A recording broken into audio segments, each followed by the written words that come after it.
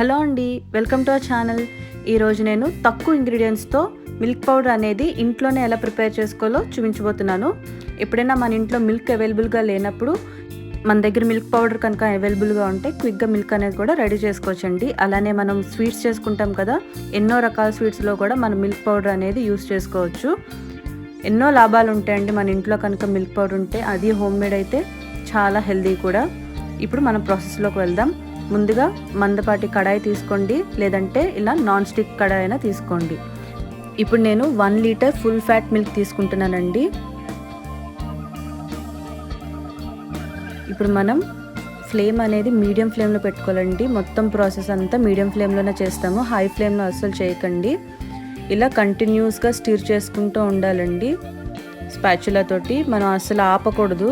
చూసారా, కాసేపు ఒక 10 మినిట్స్ అయిపోయిన తర్వాత మనకి కొంచెం పాలు అనేది 50% తగ్గింది.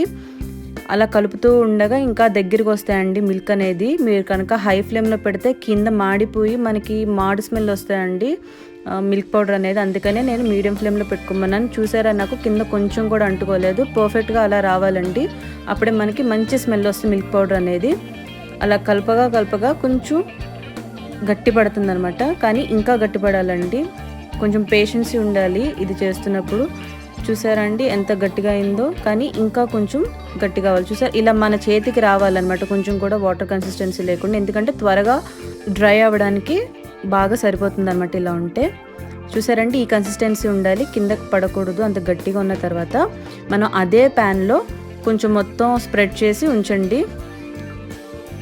అలా మొత్తం స్ప్రెడ్ చేసుకోండి పల్చగా.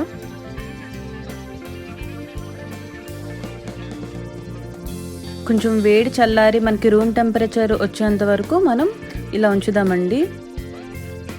చూసారా, నార్మల్ టెంపరేచర్కి వచ్చేసింది, అంటే చల్లగా అయిపోయింది. ఇప్పుడు దానికి ఉన్నదంతా మొత్తం తీసుకుని మనం ఒక ప్లేట్లో చిన్ని పీసెస్గా తీసుకుని వేసుకోండి. ఇలా చేయడం వల్ల ఏమవుతుందంటే మనకి త్వరగా డ్రై అవుతుందన్నమాట.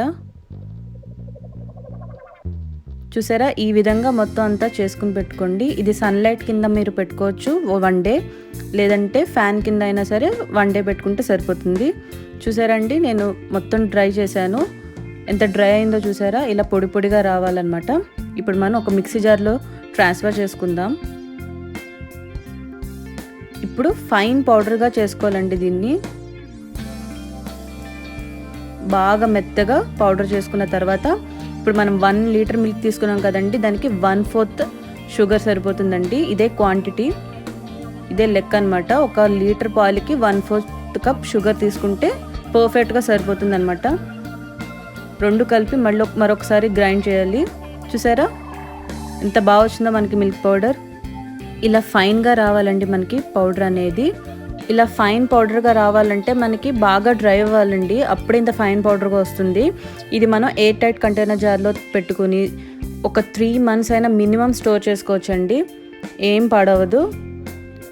మీరు కూడా ఖచ్చితంగా ట్రై చేసి ఎలా వచ్చిందో నాకు చెప్పండి కమెంట్ సెక్షన్లో. నా వీడియోస్ కనుక మీకు నచ్చినట్టయితే లైక్ చేయండి, షేర్ చేయండి, సబ్స్క్రైబ్ చేయండి. అలాగే మీ ఫ్రెండ్స్కి కూడా నా వీడియోని షేర్ చేయండి. Thanks for watching.